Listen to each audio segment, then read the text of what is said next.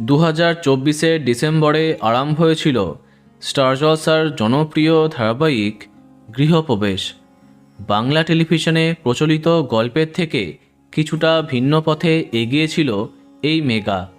রাজ চক্রবর্তী প্রোডাকশনের অধীনে গড়ে ওঠা এই মেগার আসল চমক ছিল উষসীর কামব্যাক।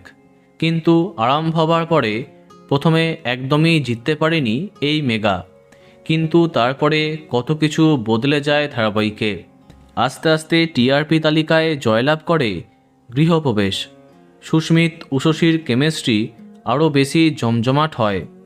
এরপরে রাত 10টায় চলে যায় স্টার জলসার এই মেগা।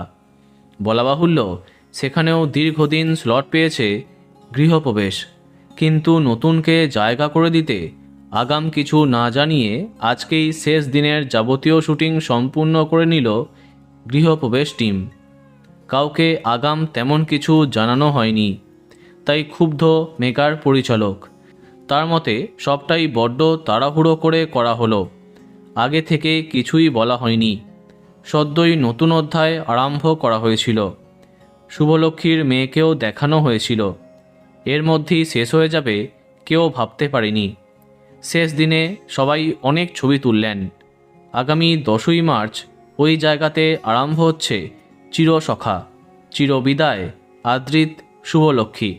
তো বন্ধুরা, কে কে মিস করবে কমেন্টে জানাতে পারো। আর এই রকমই আরও অনেক ভিডিও পেতে সাবস্ক্রাইব কারেন্ট বস।